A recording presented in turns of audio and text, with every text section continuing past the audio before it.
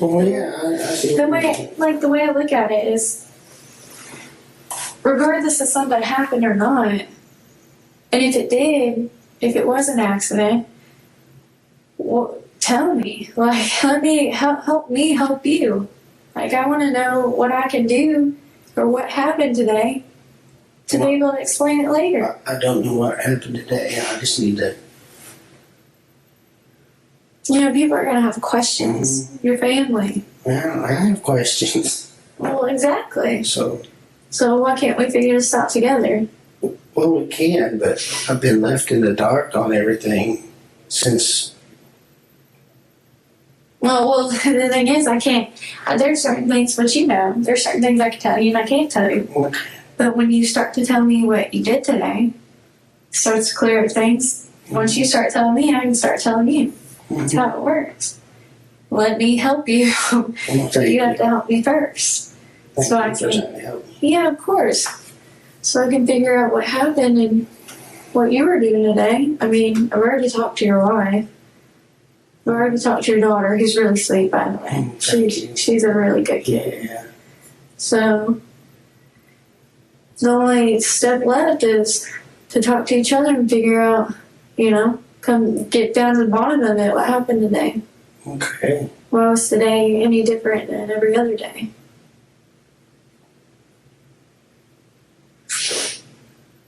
But until then, we're kind of just stuck. Okay. So, you want to talk about it?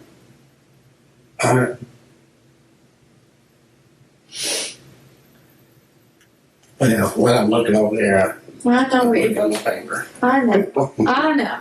And you know what it says, and I'm not here to trip you up. I mean, I'm just being straightforward with you. I just want to start from the beginning of your day and work our way down. Okay. Fill in all the spots for me so I can understand. All right, Chase, what do you got? So the speed of her body movement is slow and controlled.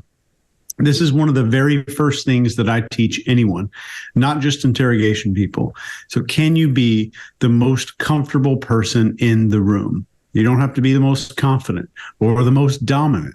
That's for people who need to fake their way into feeling in charge. The real measure is about comfort, not control. So the more you start to observe people, I think the more you're going to see artificial confidence that's hiding under discomfort. You also see his hands go back into those fists. The moment she starts asking questions, it says, "What happened today?" That's digital flexion again. And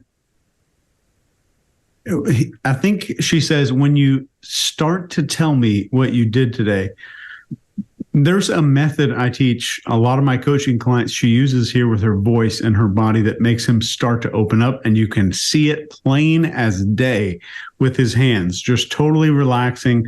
The digital extension here, I wish I had time to go into it, but you'll see him repeatedly gesture over to the table where the Miranda rights paper that he signed, and he talks about it.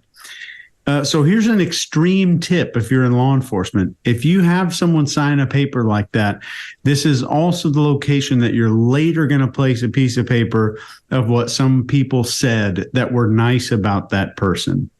He's so open. He's always so helpful. He's always going to be there when you need him.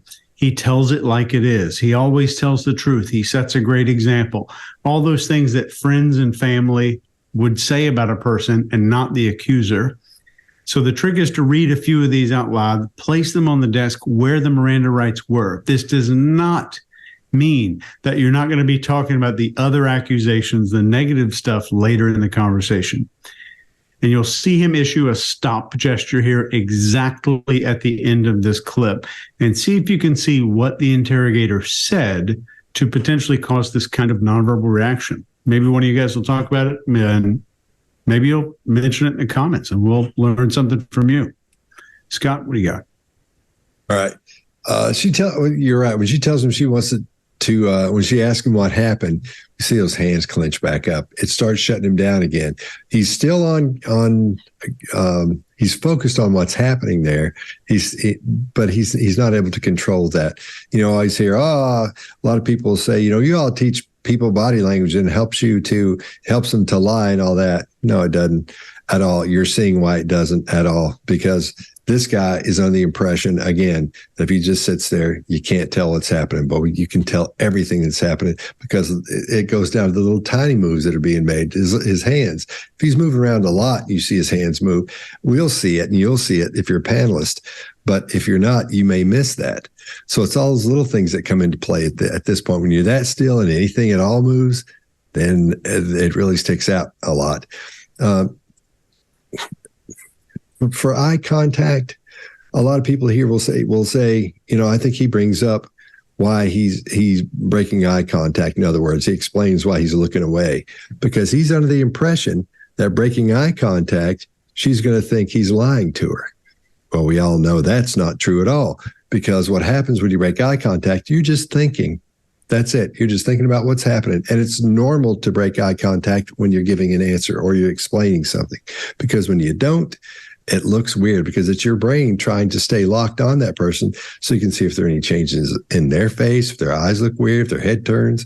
You need to make sure, your brain wants to make sure that they believe what you're saying. That's what you're looking at. That's one of the biggest myths in body language is you break eye contact. That's how I know they're lying. I've told a couple of things that a federal judge told me. This one guy, I was training like 4 of them. They happened to be in this situation where I was training. And one of them said, I always do this when it comes to breaking eye contact. That's how I know. Or they always say this, and I know they're lying. And I was like, oh, my Lord, we got to get you fixed. None of that's right at all. None of it, not even a little bit. So I had to explain to him about absolutes. So many people don't understand that these little, and I'm focusing on this because the way that guy's sitting, there are so many things that people think are absolutes, like you do this with your shoulder real quick. It means you're lying. No, it doesn't. It means it suggests that you may be unsure about your answer. And somebody scratches their nose. I have a huge nose. I'm all the time hitting it. Doesn't mean I'm lying. Doesn't mean that person's lying. Probably means their nose itches. So pay attention to the information that you take in from movies and TV shows and stuff on the internet, because you see a lot of stuff on there that's just not true. Mark, what do you got? Yeah, a little bit of knowledge can be a very dangerous thing. Like and subscribe, and you'll get a little more knowledge, and it'll be better for you. Look, his angle is, I'm not delivering, okay? Her angle is, I just need to understand, and she's minimizing as well. So how's this going so far? At this stage in the game, 2 videos in, they're a little bit locked. They're physically in antagonism to each other. And, a bit of a spoiler, that won't change.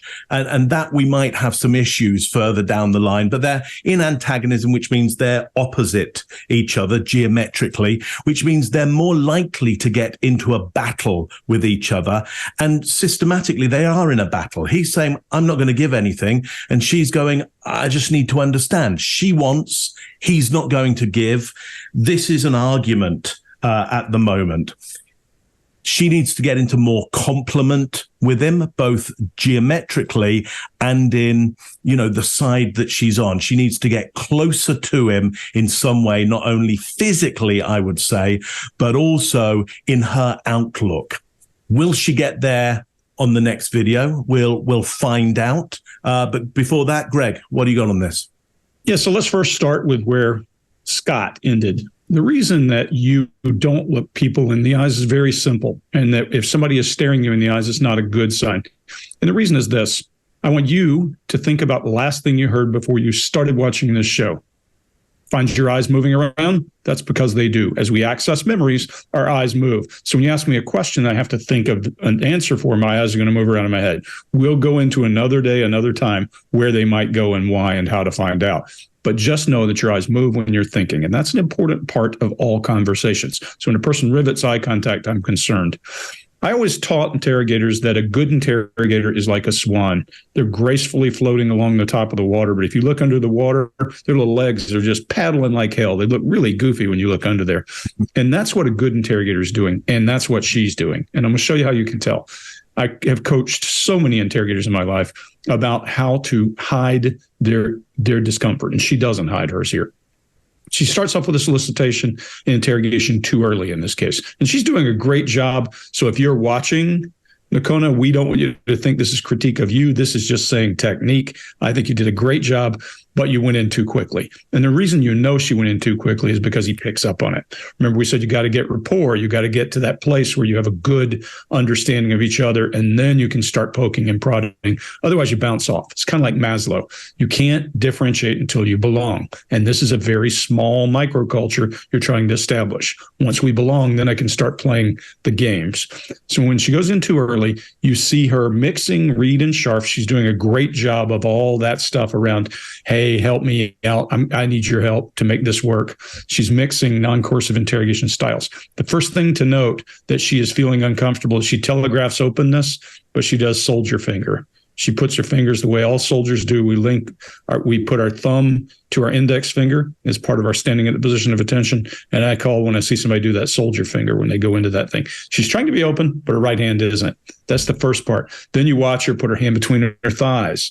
She's progressively less open. He realizes that she's after him. And that's the reason, Scott, I agree with you. He may or may not know a damn thing about interrogation or body language. Just because he's a cop doesn't mean he knows what we're looking for. But he has heard at least before that eye contact matters, and he starts to explain it away. I think as you watch her and you watch where she goes forward, you'll see her, she does the same thing because she says, I want to be straight with you. That's her mind bleeding out, trying to fix the problem. She went too quickly, and we're going to see her fix that very rapidly. The other thing I'd tell you about interrogation is it's a dance, and it's about knowing, and threshold thinking is a term I've always used to explain it to every interrogation or elicitation or counterintelligence student I've ever taught.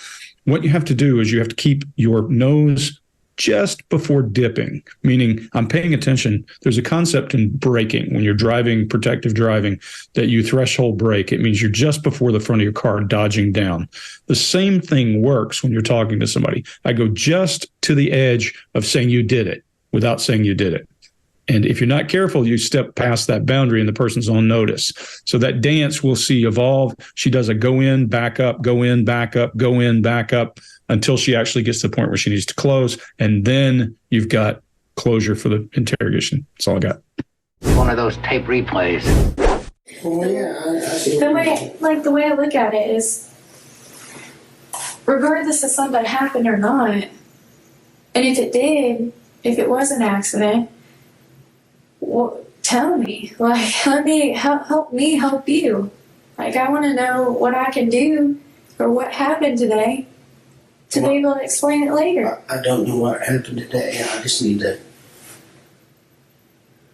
You know, people are going to have questions. Your family. Well, I have questions. Well, exactly. So why can't we figure this out together? Well, we can, but I've been left in the dark on everything since. Well, the thing is, I can't.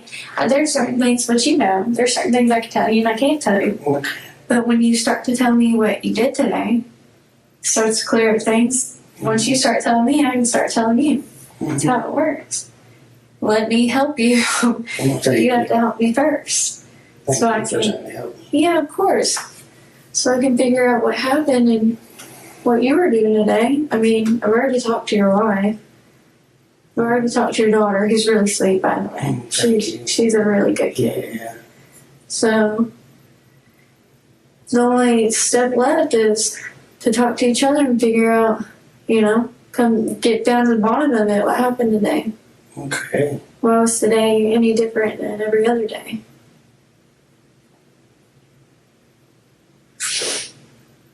But until then, we're kind of just stuck. Okay. So, you want to talk about it?